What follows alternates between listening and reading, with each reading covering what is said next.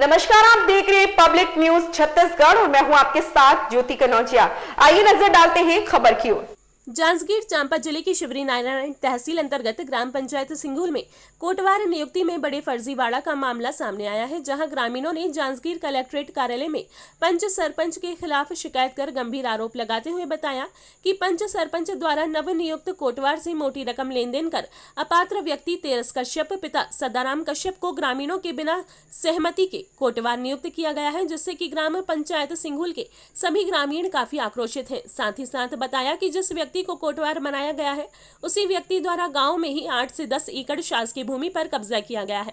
ऐसे अपात्र व्यक्ति को गांव का कोटवार बनाया गया है, जिससे कि गांव के विकास में काफी खतरा है।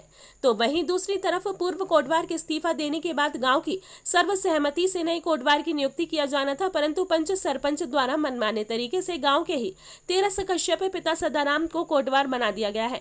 तो दूसरी तरफ न्याय मिलने के आस में पूर्व कोटवार की पत्नी सरकारी दफ्तरों के चक्कर काट रही है। मैं ओम प्रकाश कश्यप, पिता भरत लाल, ग्राम सिंघुल।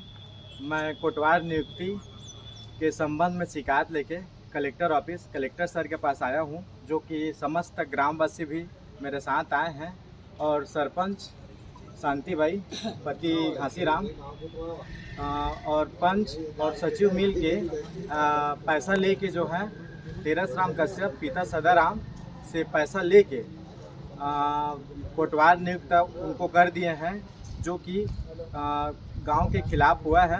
गांव वाले से कोई सजेशन नहीं लिए हैं, उसके बिना पूछे वो लोग बाहर जाके कोटवार नियुक्त करके और तहसीलदार सर को दे दिए हैं।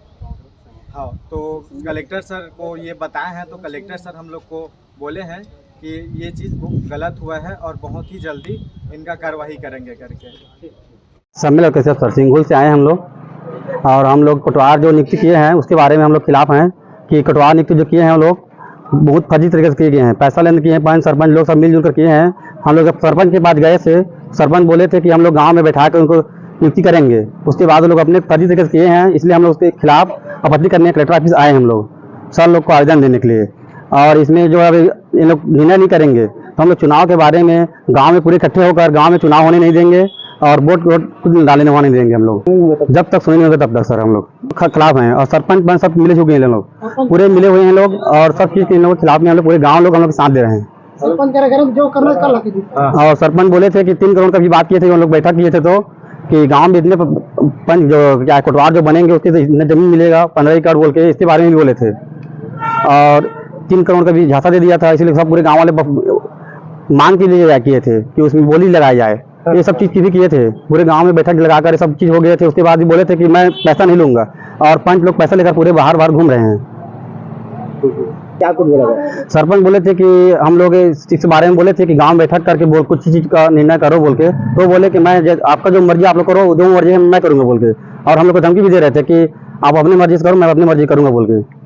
मेरे पति तो नहीं सक रहे थे, उसका तबीयत ठीक नहीं था, तो उन्होंने उसके जगह में मैं तहसील हाजिरी जाती थी। तो तहसील हाजिरी जाती थी तो तहसीलदार ने कहा कि तुम्हारा पति क्यों नहीं आ रहा है, तो मैंने उससे कहा कि उनका तबीयत ठीक नहीं रहता है, इसलिए मैं उसके जगह में तहसील हाजिरी आती हूँ।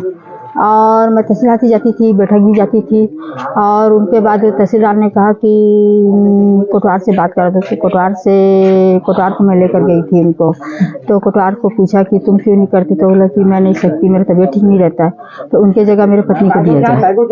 तो मेरे पत्नी को दिया जाए जब बोले तो ठीक है लिख कर दो तुम्हारे पत्नी।